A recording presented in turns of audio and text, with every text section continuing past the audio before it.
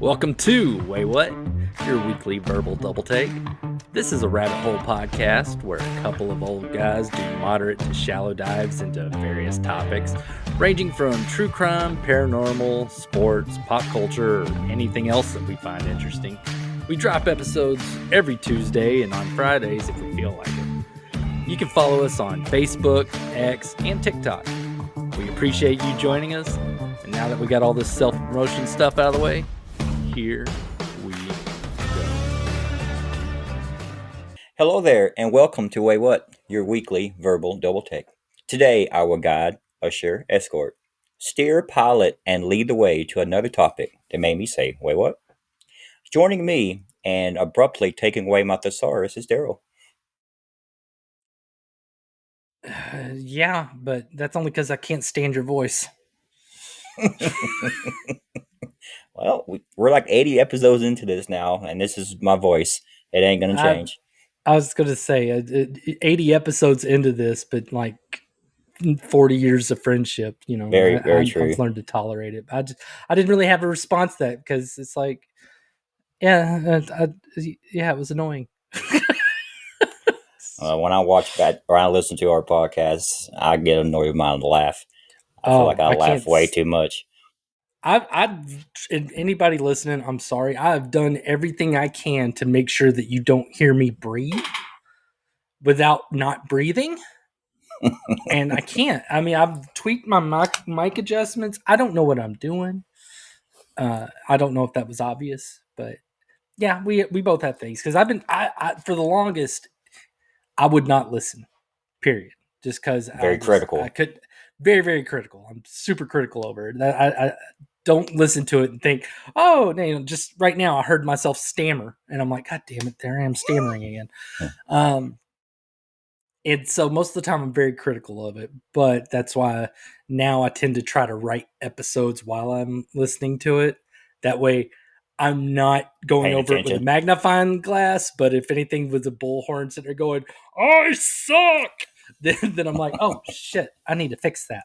But we have to watch it so we can know what to do better. Well, that and because I want us to have a YouTube number. I want us to at least have one view count. Like, yes. Well, yeah, that happens a lot. I get through watching an episode and I look at the view count and it shows one view. I'm like, oh, that's me. Yeah, I'm the one view. Well, the English language is one of the most difficult languages to learn. There are so many examples of words having several different meanings and spellings but sound exactly the same. So many words that look very familiar, except for the first letter being different and the whole word sounding different.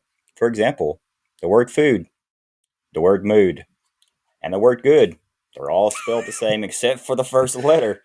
But place that first letter and they all sound different. It's just dumb. It's really dumb. Yeah.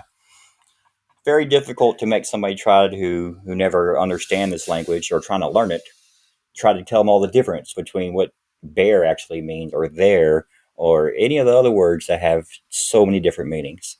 I mean, it's because our shit's so complicated that the grammar Nazis have some fulfillment in their life, because then they're gonna be like, you said your whenever it should have been your, if you know, or the two and two, or there and there, or people say who or whom.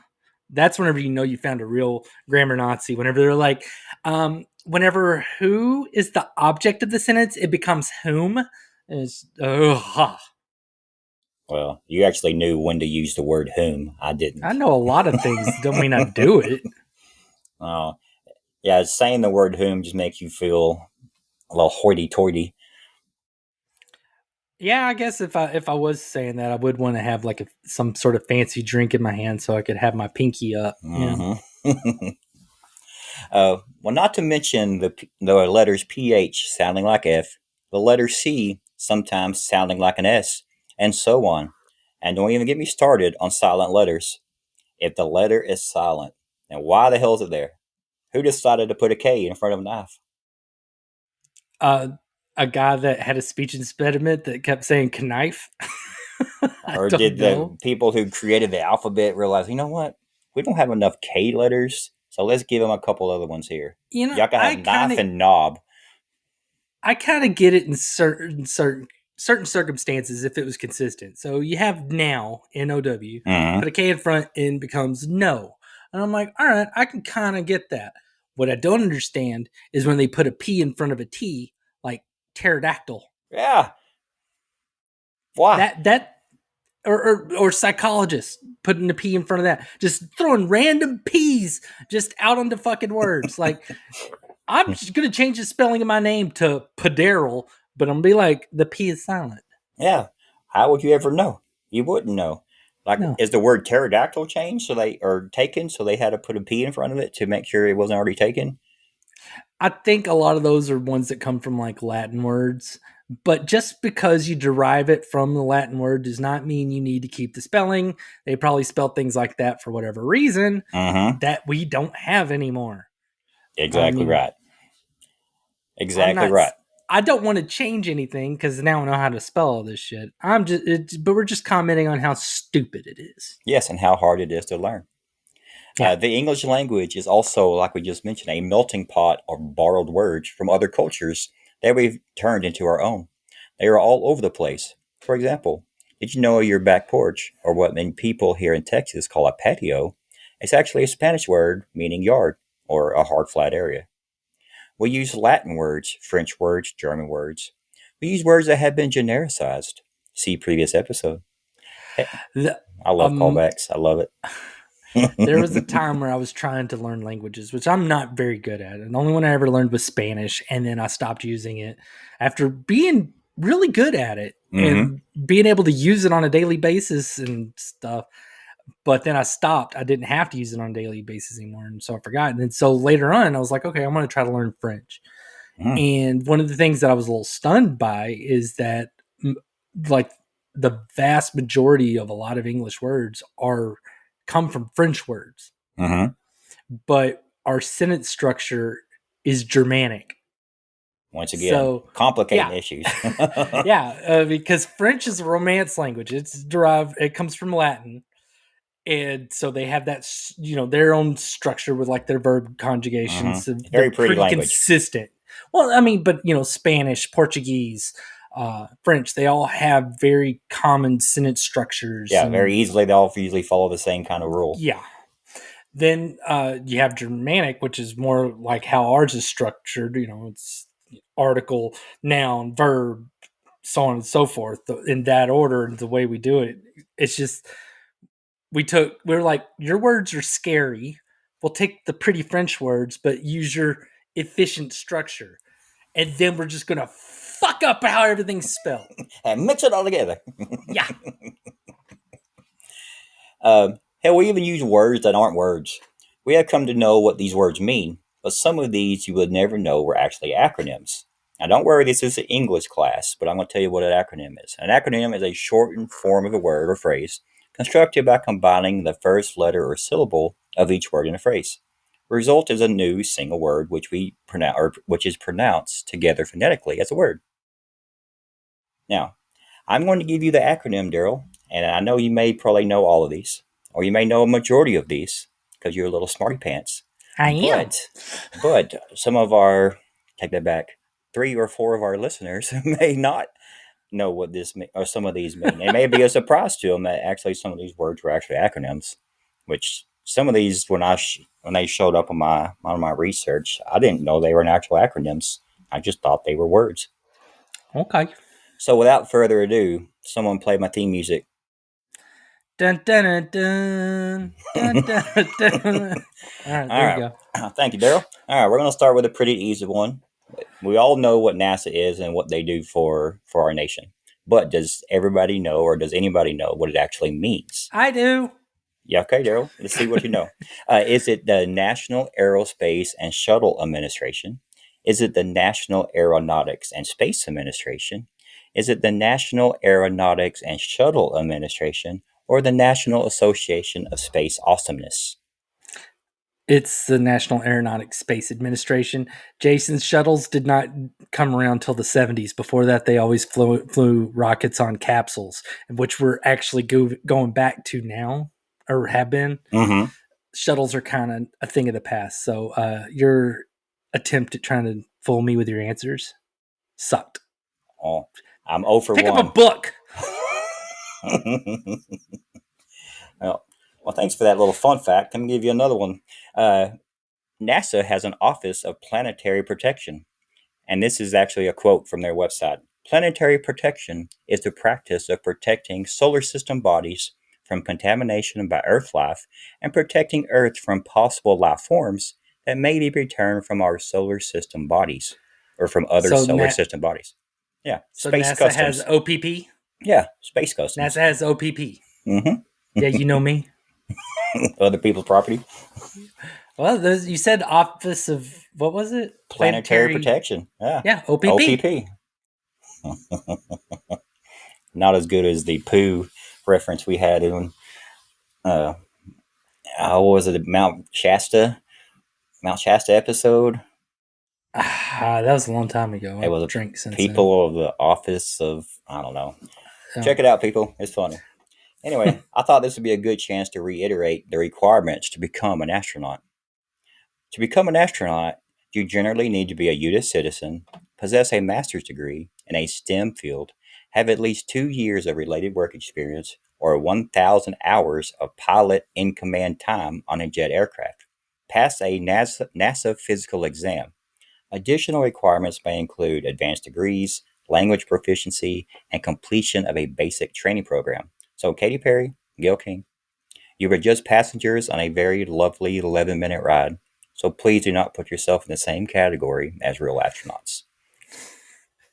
Have they been calling themselves astronauts? I haven't paid much attention to it. Did they refer to themselves as Katy Perry may not. I'm just referring to her because she's probably the most famous person who was on this ride. But Gayle King absolutely did. And she said something about astronauts. She's like, I'm having a hard time of calling myself one of these astronauts. Of course you're having a hard time calling yourself because you're not one. You're a goddamn passenger. It's like I fly in planes all the time, but I don't fly planes. You're not a pilot. I am a passenger. Yeah, she weren't controlling anything. They were just getting shot up and then they float around and they come back down. You're a passenger. Yeah. I mean, I'm jealous. I would love to, do that. Yeah, it would have been great. But yeah, as long as, if they're calling themselves astronauts, that's a problem. But like I said, I don't know if Katy Perry did that. The only thing I heard is that she's been like acting like she had this amazing experience, it's just life changing, and all these, and everybody's just like, "Bitch, shut the fuck up! You flew on something because you're fucking rich and you got big tits." Yes, Jeff Bezos loves big tits. Yeah.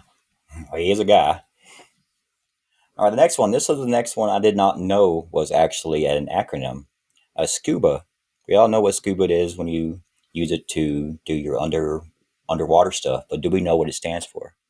Is it self-contained underwater breathing apparatus, self-care underwater breathing assistance, self-contained underwater breathing assistance, or secretly craving underwater booty access?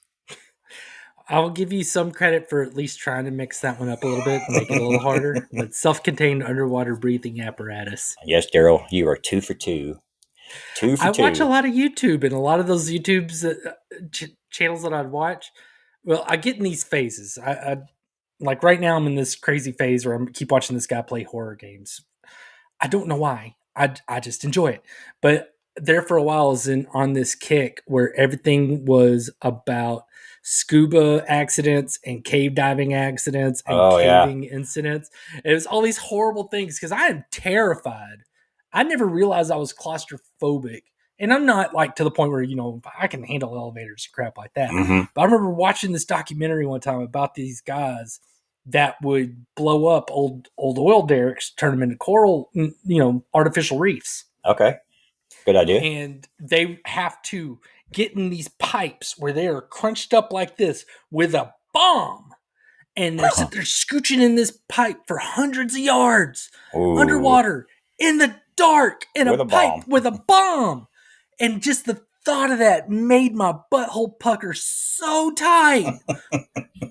And I started my heart started beating. I felt adrenaline rushing, and I was like, holy shit, I'm afraid of that.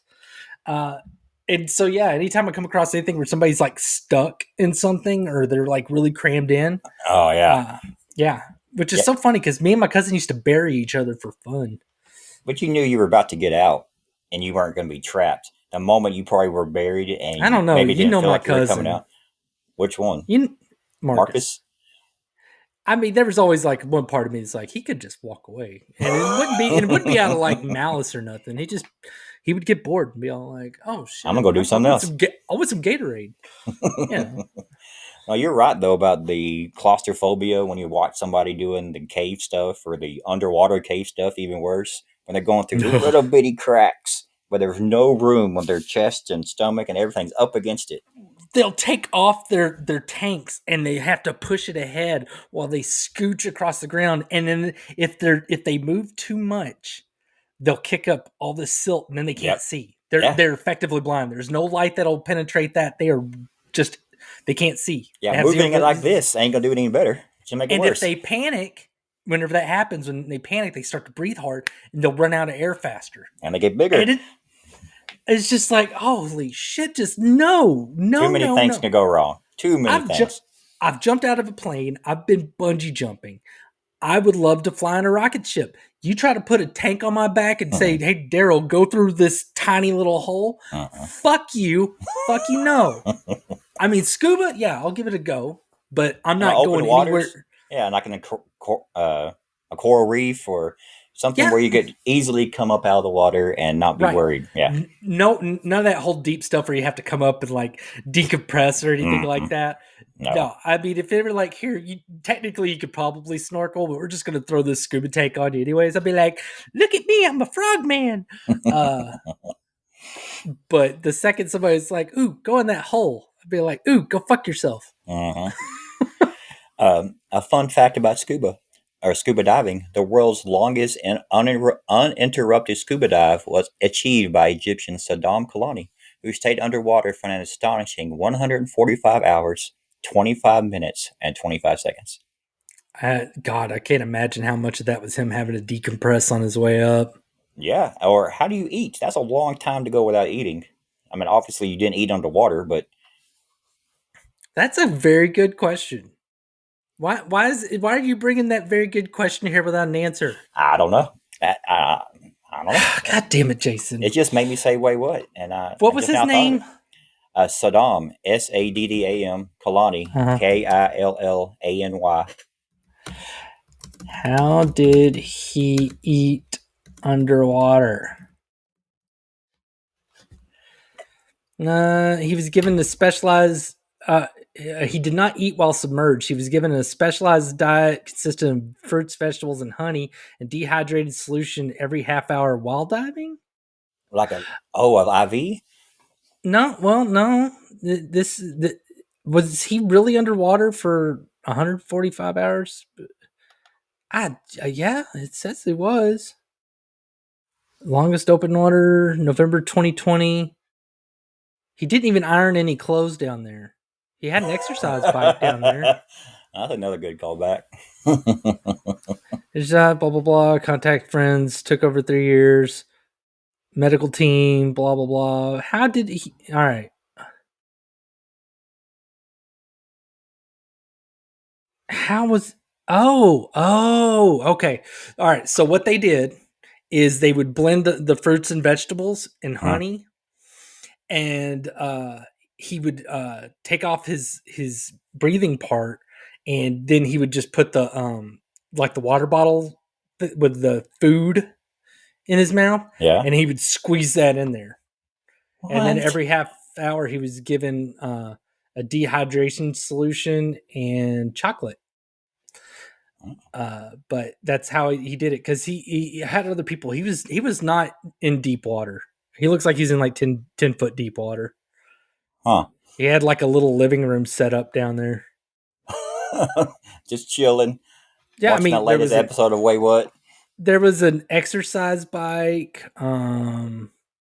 Just he had things down there to keep him busy and Well, play yeah, you with. can be down there for a week or however long that works out to in days. And I'm guessing there's this one apparatus. It looks like that's what he probably strapped himself to sleep because imagine he'd probably float otherwise. Huh. See, you got me sidetracked. See, next time What an you have a interesting question topic. like that, next time you have a question like that, just answer it. What a fun fact about scuba diving. How many people did we lose because Darrell had to Google something? I don't know. They may have looked it up. They may have just got a bump on their page, whatever page you were Uh, looking at there. All right. The next one, SPF. We know all use it for picking out our sunblock, but do we know what it stands for? Is it solar protection factor, sunburn prevention fluid, sun protection factor, or SOPEL? Fuck. oh, this one's actually a tough one. Because the two that it's most likely, I'm trying to think, was somebody so pretentious that they had to say solar protection factor, or if they're just a chill dude, it's just like sun protection, dude. I'll go with sun protection factor. Ding, ding, ding. Yay! It was just a chill dude. Just a chill. He didn't overthink it, and they just put it out there. But a fun fact about SPF: the actual difference between an SPF 50 and SPF 30 is 1 percentage point. So SPF 30 blocks about 97% of UV rays, and SPF 50 blocks 98% of UV rays. And I'm a 50 user. I am too. What the 50 means and what the 30 is the percentage of how much longer you can stay out without using sunblock. So you can stay out 30% longer with using this if you weren't wearing sunblock, Are or they 50. factoring the fact that this is why I hate sunblock? I really do. The whole reapply thing. It's Why can't I misleading. just yes? I mean, how long? Don't say it lasts so much percentage longer. Tell me how long that shit's gonna last. I will set a fucking alarm on my phone. Now the only way I know that my sunblock wore off is all of a sudden my shoulder will start stinging, and I'm like, Uh, shit, I need to reapply. And I hate figuring it out that way. I'm uh, sensitive. yeah, no, I usually don't reapply either, and I'm the same way. I'll get home later and realize, oh shit, I should have put on more sunblock. I mean, I get it. You have to let it dry, which most people don't do. Uh, and that, but sweat takes it off. Hmm. Water takes it off. Most of the time, yeah. Just yeah, just fucking just put a time limit. Say, hey, reapply every 45 minutes. And of course, I'll look at that and I'll be like, fuck you. I'm not getting out of the pool every 45 fucking minutes, drying off, spraying that shit down, letting it dry, and then jump back in the fucking pool. Eat my ass. Make a better one. Yeah, you think that it's made for people swimming most of the time when you're outside. I mean, yes, you do other things outside, but for the most part, when you have your shirt off, you're swimming. You're going to want something that stays on in water, Yeah. I think that almost makes sense. and you want something that don't burn your eyes when you do sweat, because there are a lot of things that burn when you get in your eyes, but not many things compared to getting sunblock in the eyes. You're trying to I don't mow the know. yard, and you're crying. You got some tears running down your face. You can't see. No, you're not wrong. I mean, that's why they have those neat little glue sticks, which were great whenever my Mm-hmm. kids were little. You take that little glue stick thing, just all over their face. Of course, I'm terrible at stuff like that, so they probably have like little zebra stripe burns on their face. Oh, But that reminds me. I went to one of Ian's baseball games, and it was really sunny, and I just got a fresh haircut. I'm like, you know what? I'm not going to wear a hat today. I'm going to show off my 6 hairs I have on I top of my think I head. remember this. And it was during Laughlin. We were in Laughlin, Yeah. and I took my hat, and when I got there, I put sunblock all over my face. You can't really put sunblock on your scalp unless you're going to run it through your hair. And my scalp was so sunburned. It looked ridiculous. It looked like I had a chemical reaction to shampoo. It was so bad. And the peeling was worse. Don't even get the peeling was real bad. It was terrible. Just terrible. I mean, I'm glad that the kids are older now. Like my son, he's now a teenager, uh, and anytime we go, since he is ghost white. This kid is white, and I will spray him down because I don't want him to burn. And instead of doing the whole like, hey, let's just be delicate, I'm like, close your eyes, and I'll just cover his face in that spray. Yeah. It's like it burns. You'll be fine. Yeah. You'll be fine. Trust me. It'll hurt a lot worse later if you don't put this on. Yeah, it's way better than hearing him being like, "It burns, Dad. What am I supposed to do?" Yeah, having a bad sunburn is not pleasant. Not many No. things you can do that doesn't hurt. Mm-mm.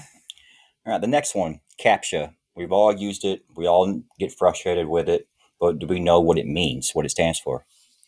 Is it confusing? Excuse me, computer animated program that collects human algorithms, completely automated public Turing test to tell computers and humans apart, computer analytic program to tell computers and humans apart, or confusing animated pictures that challenge human anger? Most confusing thing right now is how long that fucking acronym is. Right? It's easier just to call it CAPTCHA. Uh the one that only had one T word in it. Uh, Didn't one of them you say two T words? I remember hearing yeah, the Turing in both of automated them. public Turing test to tell computers and humans apart, or Yeah, no, that one's too long. The other one that said Turing. yes, it's the completely automated public Turing test to tell computers. That's what it is. That's the right answer. Wait, The the super long long one's the one. right answer? I Yeah. got it wrong. Son of a bitch! All right, your shit's too long if I can't I didn't come memorize up it. with that word. Not you. I'm talking to the CAPTCHA people Oh yeah, because obviously absolutely. they're listening. Of course they are. Duh. We all know that the original purpose was to filter out spam bots pretending to be humans by displaying distorted text that only humans can read. Sort of. I hate those. I really hate those because I mean the ones with the letters and numbers are kind of annoying because sometimes it's not right. It's like I can't tell what that is. Mm-hmm. Um, but the ones that really piss me off, the ones that really piss me off, is whenever it's like point out the stoplights and it's in the picture. You know, it's divided up in those squares, and you have the tiniest fragment of a corner of that stoplight in one of Yep, those pictures, and it's like, does that count? it always I does. don't Seems know like if it this always counts. does. As soon as I don't put that little corner or that little piece of the bicycle that I think is off the other screen, it'll flip it and say, try again. Give me, stop walk or stop signs or crosswalks or something. So I think, and I may be wrong on this. God knows there's a chance. So whenever I used to work, whenever I had like some teams that worked out in the Philippines, and I would fly out and go visit them, and we had these vendors out there that work. You know, our staff worked for the vendors, and we paid the vendors. Blah blah. Blah. Mm-hmm.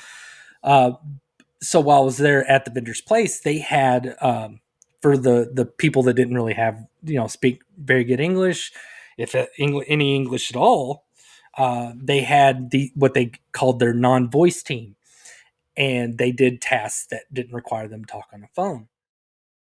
And what they did all day is they would have images on their screen, and they would be clicking it on trying to point out obstructions.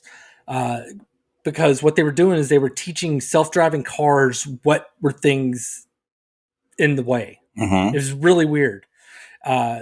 Instead of someone having to go in and like feed an image over and over, they can have thousands upon thousands of images be reviewed by these people weekly, where they're clicking on things, and all that data was then uploaded into the car stuff, so Cars they can could teach the recognize a car. tree and another car or whatever. Yeah, Pretty smart. I suspect that CAPTCHA is getting that data for stuff for free by That makes using that. sense. They're sitting there having people Do point it out for them. traffic lights and stuff, and they're just like, okay, here you go, electric car or automated car manufacturers or whatever. Here's some data. That actually makes a lot of sense because if you think about it, the main genre of what the pictures you're choosing from are stuff you would see on the road. Like you said, stoplights, stop signs, crosswalks, cars, bicycles, bridges, uh, people who all the stuff you would see. But yeah, yeah. I think it's something really good to keep in mind, because just know that someday if you start getting captions that are like point out the white male, point out the black guy who's who's wearing the wrong color hat. It's be like somebody's training a murder robot. Uh-huh. Don't teach the robots murder. No. Yeah, y'all seen we all seen that movie before. Which one? Well, there's in there a bunch of movies about robots that turn on people tons. and kill them. Oh, there we go. I just that thought one. you. I've that one, huh? That Just one. That one. I was gonna say, come on, movie buff. No, you're way more than I am. It's like, please, let's talk movies. No. No. All right, AT&T. We all pay our monthly bill unless you have the self-service to AT&T. But do we actually know who we're paying it to and what it stands for? Is it American Telephone and Telegraph? Is it American Telegraph and Telephone? Is it Americans Talk and Talk? Or is it Ass Therapy and Tacos? They offer no kind of therapy. I've been having my own fights with them recently. Now, AT&T is an old ass company, and part of me wonders is if at one point in their existence they were just AT, which would be they would have been American Telegraph, and then eventually American Telegraph and Telephone. I think it could go either way, but the answer I have is showing telephone before telegraph. That's stupid. That's wrong. I agree, because telegraph did come before telephone. Why would you would add that after? Telephone. Go on, I'm listening. But a fun fact about AT&T. Milana Vanitrub, the actress that portrays Lily Adams in all those lovely, lovely AT&T commercials, makes close to $3 million a year just by doing these commercials. It's amazing how people have made a career by having one character on a commercial, and that's all they do. There's a lot of starving actors out there that are completely jealous of that fact that somebody could just get a consistent commercial. You got the Jake from State Farm. Yeah. Well, I think we're on our third Jake from State Farm at this point. Sorry. American District Telegraph Company was what it was originally called. Over time, whenever they started focusing more on telephone communication, that's whenever they became American Telephone and Telegraph. So since telephones were the wave of the future, they wanted to be more known for that. They kept the telegraph part as more of a just historical. Oh yeah, we still have that reference. So very interesting. That's why telephones before telegraph. I guess it makes some sense. I don't know. They should change their business model though and do the Ash Therapy and Tacos. I think that's going to hit a bigger demographic there. What they need to do is stop. If you're going to use AI telephone operators or chat stuff, you have to make it smarter. Jesus Christ, you have to make it smarter. I have to cuss out some poor innocent robot just to get a person on the phone after the robot keeps telling me the same fucking thing over and over again, which wasn't the solution, and it wasn't the solution the first 3 times, but you keep saying the same fucking thing, and that's why I don't want to talk to you no more, because you're just a machine that doesn't know anything. And in case y'all didn't know, Darrell had a run-in with AT&T today. Shush.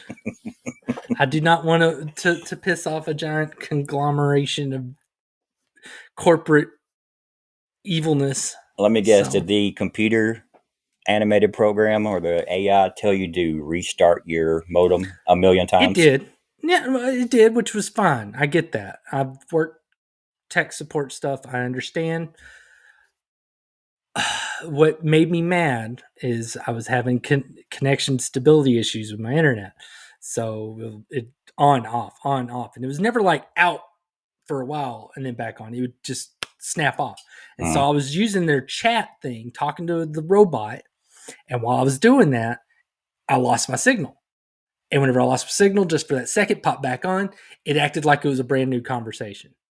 And that was the point where it started trying to start the whole thing over again, that I lost my shit at that point. And I used a lot of F words and demanded the real person on the phone, in the chat, and I got one. Either got a real person or a better AI. I'm not sure. It was one or the other. They upgraded you to a better one. Yeah. That's funny.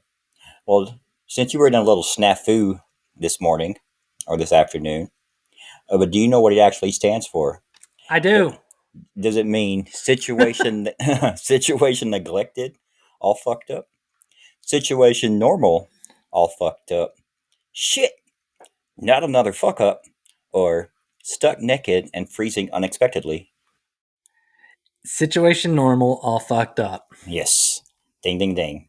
The term originated in the U.S. military during World War II, similar to FUBAR, which was made famous in Saving Private Ryan. Is that one of your ones, or can I actually say what FUBAR means? You can say what FUBAR means. Yeah.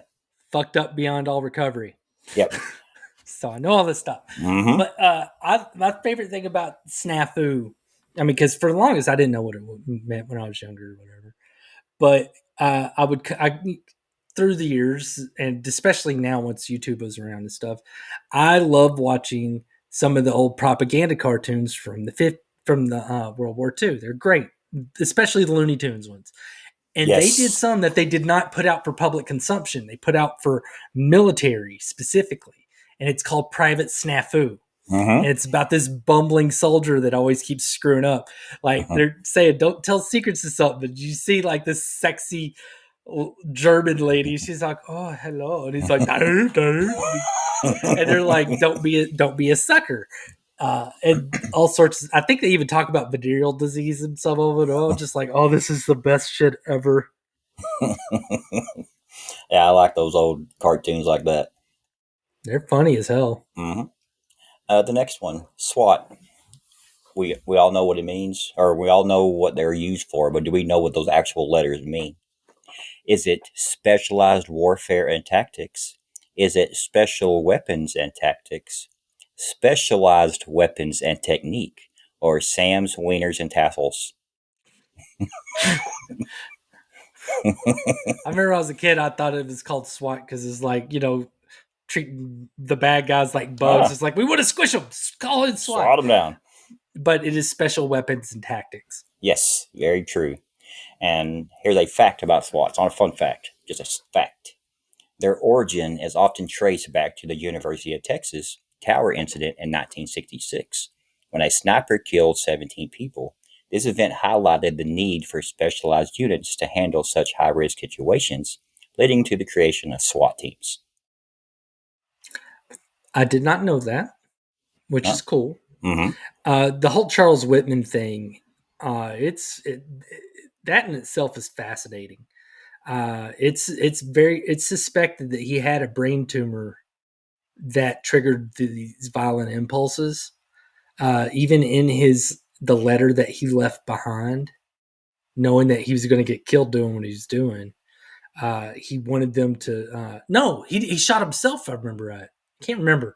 One or the other. He wanted them to study his brain, find out what was going wrong, and they did find a tumor, from what I understand. And it's suspected that the tumor was activating these violent impulses in him, because before that he didn't really have any issues. Wow. It's amazing what something could happen in your brain, press on one little area on it, and completely mess your thinking up. Make you do things you never thought you wanted to do before. That's why a lot of times with dementia patients, Alzheimer's, stuff like that, you see personality changes, or they get violent, and they get scared and confused and stuff. But strokes can cause personality changes. Head trauma can cause personality changes. It sucks. It's just all it takes is a bad softball game, and you're a whole different person. Oh yeah. Like, oh, he's such a nice guy, and then you come out and you're just like, hey, fuck nuts, get over here and suck my. Oh my god, he was. What did he say to your grandma? Yeah. I got several more here, but I'm just going to pick another one and make this another part 2, because it's really fun. I like doing these. So let me see. What's a funny one? All right, we'll do this one. This one's been in the news quite often.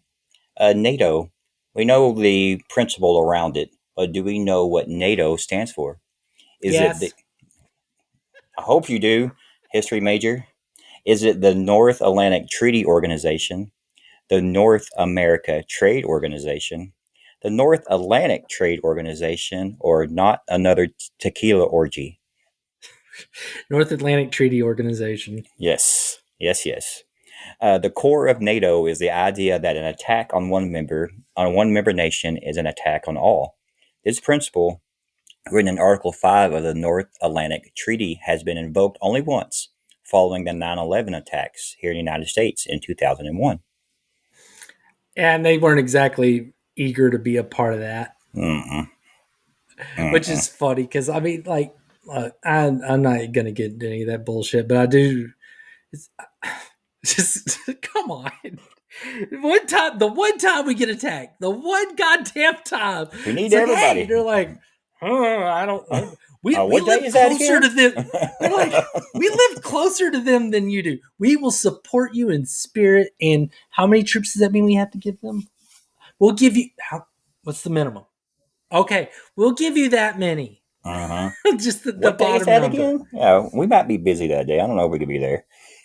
We're waiting for AT&T. You know how it is. They take forever to get technician out. Assholes. Oh, yes, they are. Well, that was a fun look at acronyms we see in everyday life. Now, the next time you see one, you can impress your coworker, your spouse, or your pet, as they are usually easy to please. Now, did any of this surprise you, or what they meant, or holy crap, or that they were actually an acronym? Let us know if you understand anything I just said. Are you okay? Yeah. Do you smell toast? Burning toast? No, I'm good. Okay. I'm not having a heart attack or anything.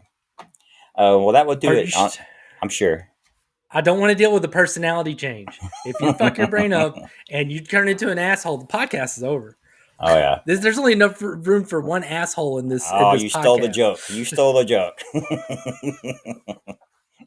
Well, that would do it on this dive into acronyms. So join us next week as Darrell gets back my thesaurus and regales us with another topic that made him say, "Wait, what?" We'll see y'all Good job, then. Jason. I mean, you didn't exactly stick the beginning, but you after liftoff, you did a great job. Good job, it was wobbly. Well, then again, you did fuck up the landing a little bit. You did stumble there at the end. I mean, I'll go through my notes with you and tell you all the things that I thought you did wrong once we get off here. All right? Bye, everybody. Later.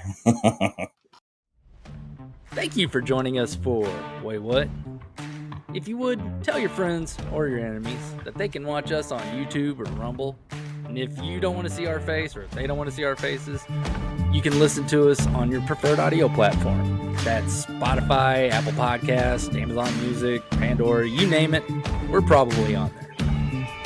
Please like, review, and comment on whatever platform you joined us on today. We'd appreciate that a ton. Again, just thank you for listening and watching. We hope you'll join us next time. We'll make you say, "Wait, what?"